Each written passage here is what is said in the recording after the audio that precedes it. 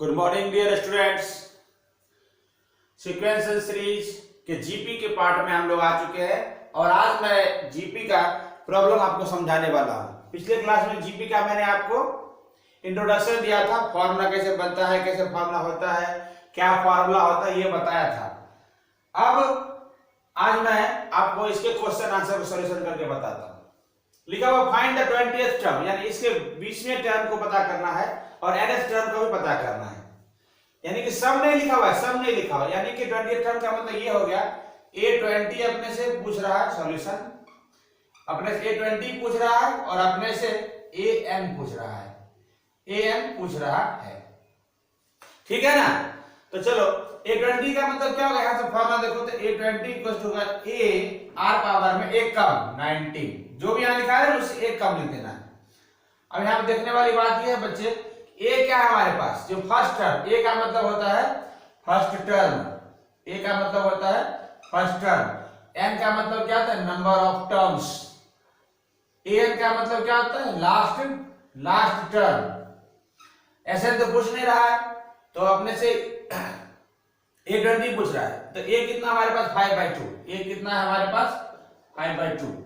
R चाहिए, R चाहिए तो R के लिए क्या होता है आगे वाला यानी A2 अपॉन A1, यानी कि 5/4 अपॉन में 5/2।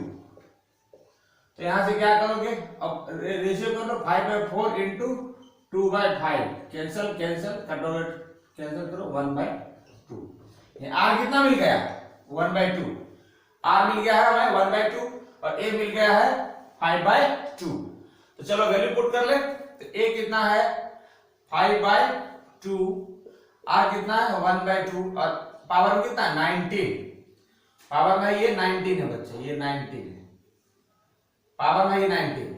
अब यहां से 1 के पावर में रखोगे तो 1 ही रहेगा, तो 5 पावर में ये पावर 1 है, 2 के पावर 1 और 2 पावर 19, तो 2 पावर 1 इंटू 2 पावर 19, ये हो जाएगा 5 पावर में 2 पावर में 20, ये हमारा आंसर आ जाएगा।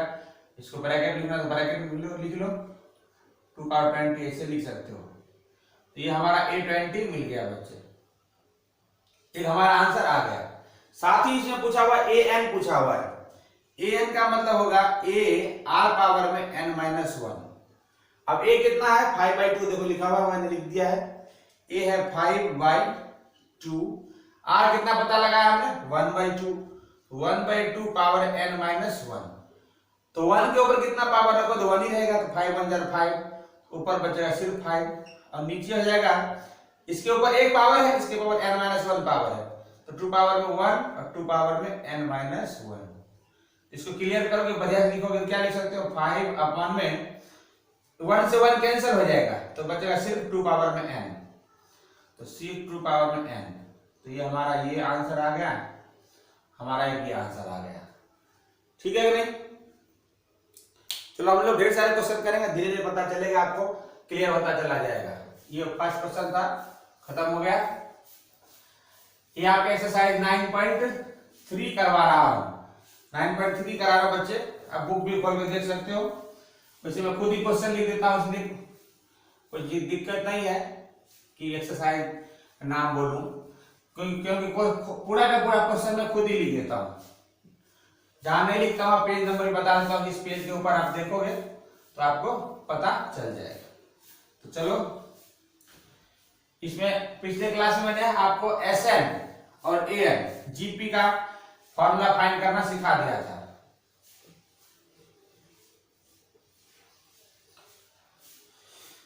अब नेक्स्ट क्वेश्चन है बच्चे, find the 12th term of GP,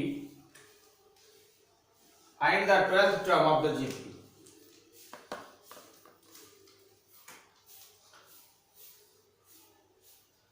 Find the 12th term of a GP, एक GP का 12th term पता करिए।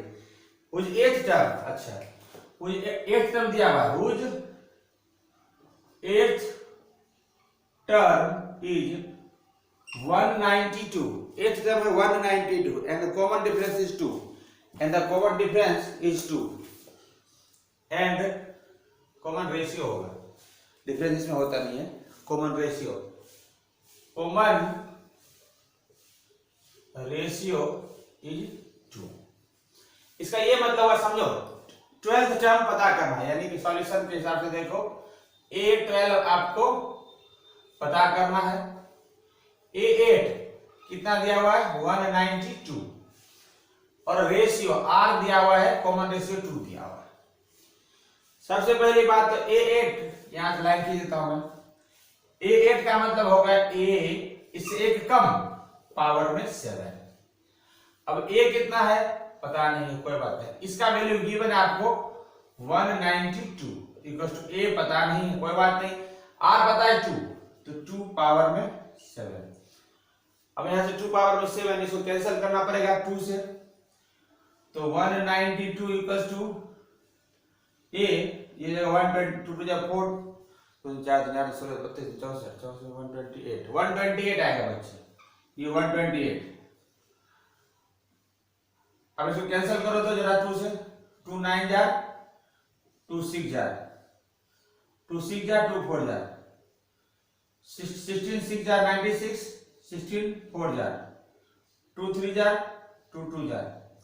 इसका मतलब क्या हो गया 3 इक्वल टू 2A, A का वैल्यू आ गया 3/2।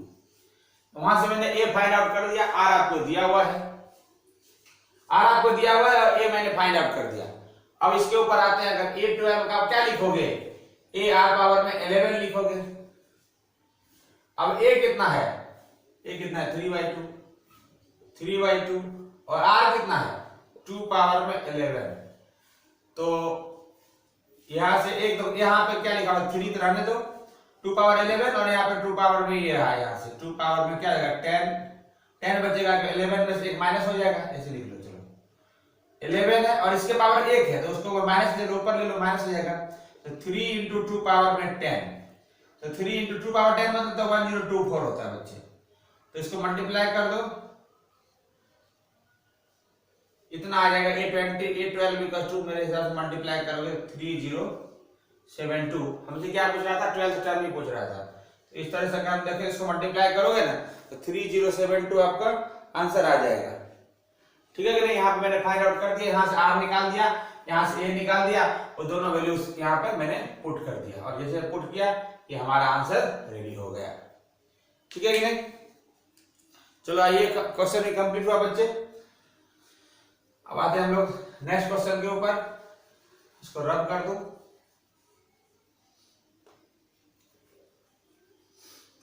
इसमें कुछ नहीं है, एक ही फॉर्मूला है, वही पुट करते चले जाना। एक ही फॉर्मूला, एपी में भी एक ही फॉर्मूला, वही पुट किया हमने, याद करो आपने देखा होगा, और इसमें भी एक ही फॉर्मूला है, बस वही पुट करना है। और क्या करना है, ए पता कर लो और आर पता कर लो, अगर नहीं दिया हुआ है तो वो पुट करोगे, वैल्यू फटाफट आंसर आता चला जाएगा।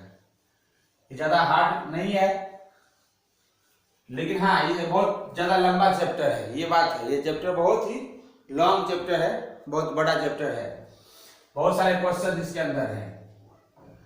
तो तब भी हम लोग करेंगे, सारे के सारे क्वेश्चन करेंगे और बोर्ड पे करेंगे। अब नेक्स्ट क्वेश्चन पे आ जाए हम लोग।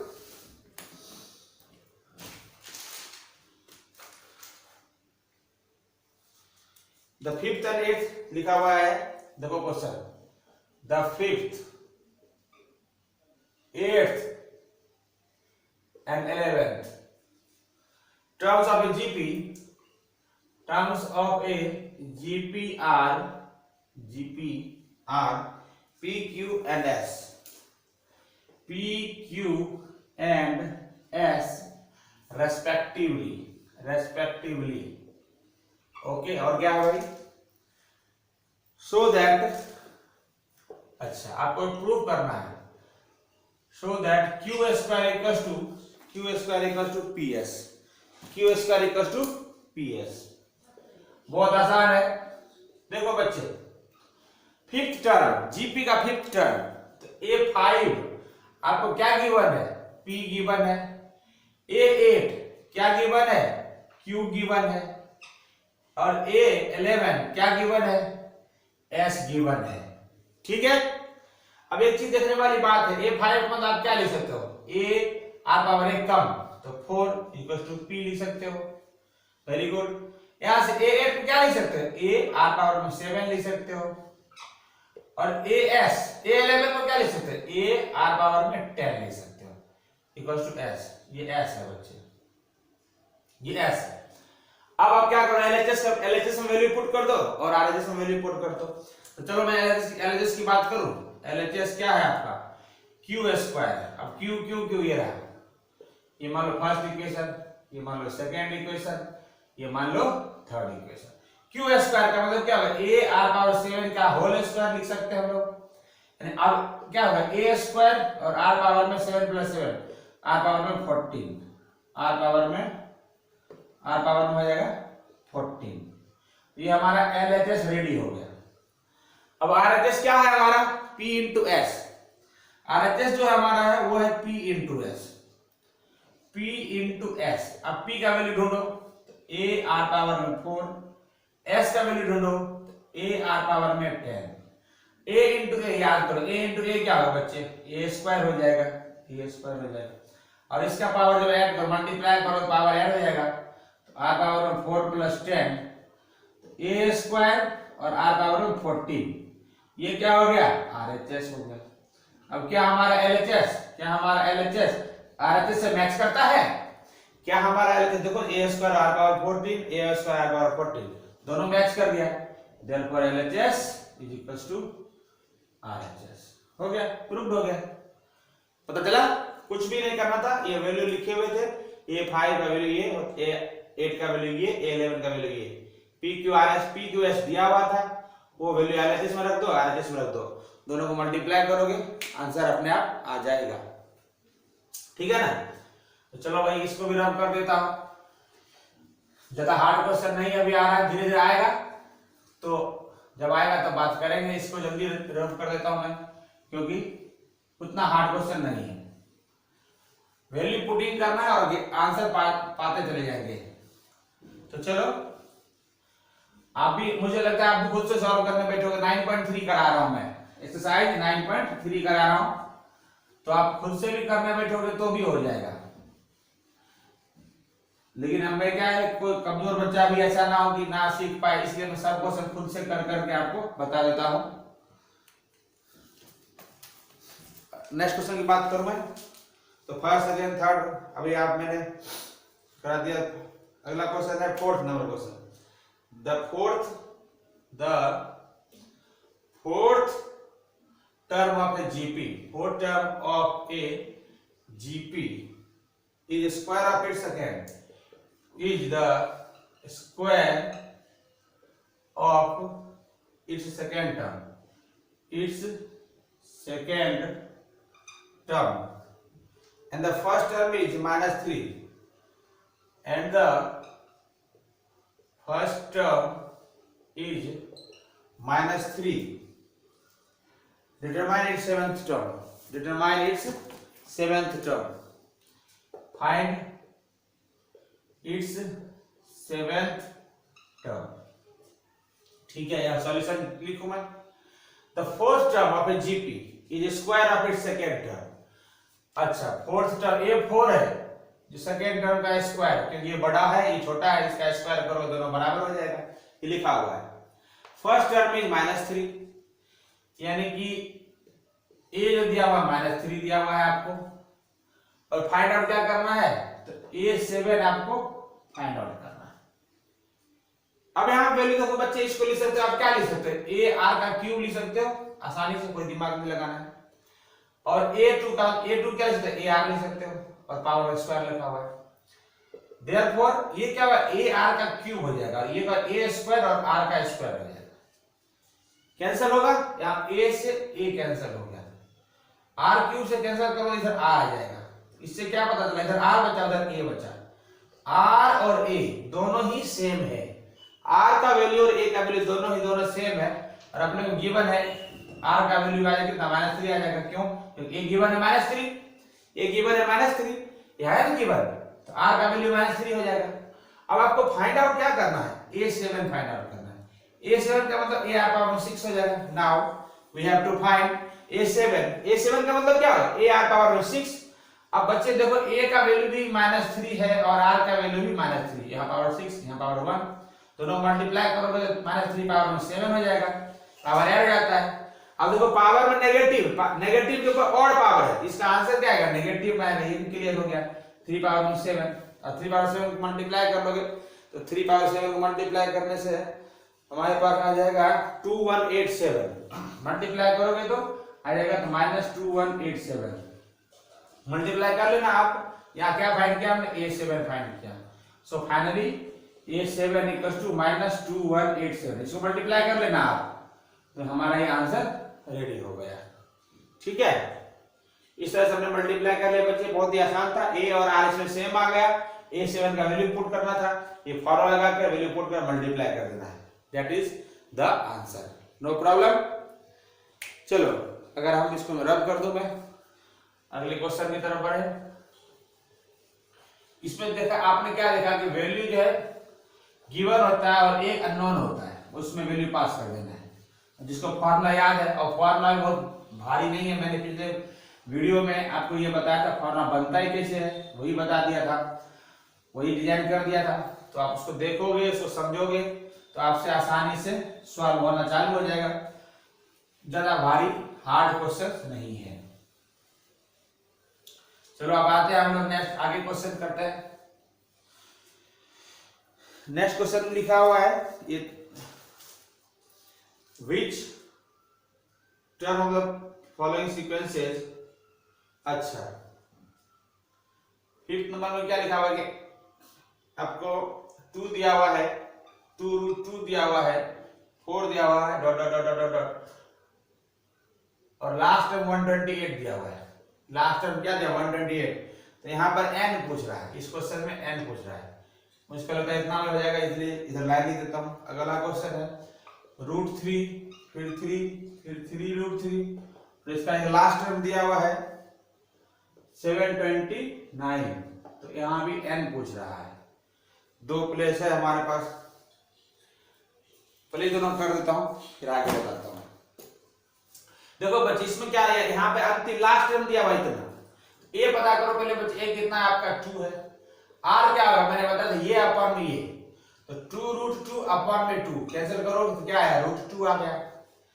अब आपको पूछ रहा है an दिया हुआ, लास्ट टर्म में आपको गिवन है, an दिया हुआ 128 गिवन है, तो आपको क्या फाइंड करना है n फाइंड करना है n। देखो आप an का मतलब होता है a r पावर में n-1, an का मतलब होता है a r पावर में n-1। अब आपको ये गिवन है बच्चे 128 गिवन है आपको, दिस इज 128, a कितना है आपके पास 2, r कितना है आपके पास √2 पावर n-1। देखो 128 पता है आप क्या लिख सकते हो, 128 को लिख सकते हो 2 पावर में 2 पावर 7 लिख सकते हो। और यहाँ पर देखो ये पावर रूट लगा हुआ है, इसको आप क्या लिख सकते हो √2 का होल स्क्वायर, इसको √2 का होल स्क्वायर लिख सकते हो। और यहाँ पे क्या है √2 पावर में n-1, मैं इतना प्लेस में हो जाएगा, मैं इधर ही देता हूँ। तो ये क्या हो गया 2 पावर में 7 इज इक्वल टू, ये दोनों पावर ऐड हो जाएंगे तो हो जाएगा ये √2 पावर में ऐड करोगे ना बच्चे n का n और 2 - 1 कितना बचेगा 2 - 1 यानी कि +1 n+1।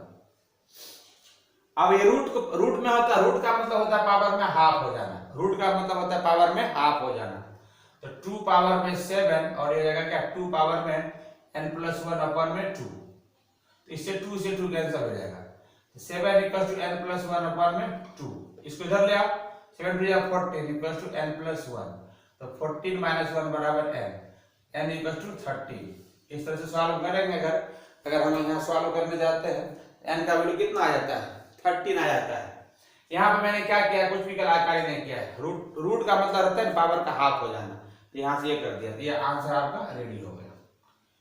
अब इसी क्वेश्चन में इसको देखें जरा सा, यहाँ भी आप देखोगे a का वैल्यू क्या है √3, r का वैल्यू कैसे निकालते हैं, ये अपॉन में ये आगे वाला अपॉन पीछे वाला 3 अपॉन में √3, कैंसिल करोगे, इसको कैंसिल करोगे तो ये काटेगा √3 बारे में काट देगा आपको, तो r आपका कितना मिल गया √3, r इक्वल टू मिल गया आपको √3।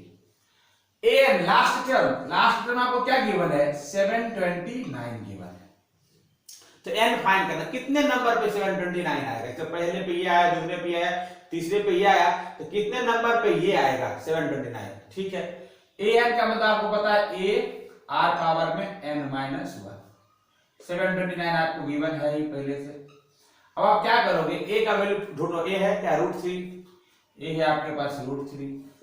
आर कितना है, ये भी √3 है। अच्छा, ये भी √3 है, n minus 1 is equal to 729 equal to 729। Okay, अब ये देखो बच्चे, यहाँ पे दोनों का बेस सेम है तो एक्सपोनेंट जो पावर है वो ऐड हो जाएगा। दोनों का बेस सेम है तो पावर ऐड हो जाएगा। तो √3 पावर में क्या आ जाएगा n माइनस 1 प्लस 1, यहाँ जो 729, ये 1 से 1 कैंसिल हो गया। तो √3 पावर में, अब ये देखो √3 पावर में n इक्वल टू 729, यहाँ लिख देता हूं मैं। रूट लगा हुआ है तो पावर हाफ कर देगा, तो 3 पावर में n/2 कर देगा। रूट हटा दिया ना, रूट हटाया तो पावर हाफ कर देगा। यहाँ 729 को 3 के ऊपर में 3 × 10 27 81 81 इंटू 9, 81 इंटू 9 कितना होता है ना, यानी 3 4 और 2 6, 3 पावर में 6, 3 पावर में 6 जो होगा वो 729 होगा बच्चे। 3 पावर में 6, ये 4 बारी में और 2 बार है, 3 पावर में 6 होगा वो 729 होगा। तो इसको मैंने ऐसे लिख दिया।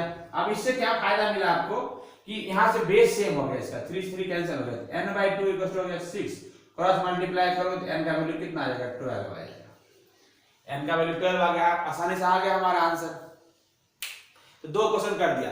अभी बच्चे एक क्वेश्चन इसके साथ और भी है, इसके तीसरा पार्ट एक और है, उसको सॉल्व करके बता देता हूं। इसमें 5th नंबर क्वेश्चन में एक पार्ट और है, उसको सॉल्व करें अगर हम, तो वो क्या है उसको बता देता हूं।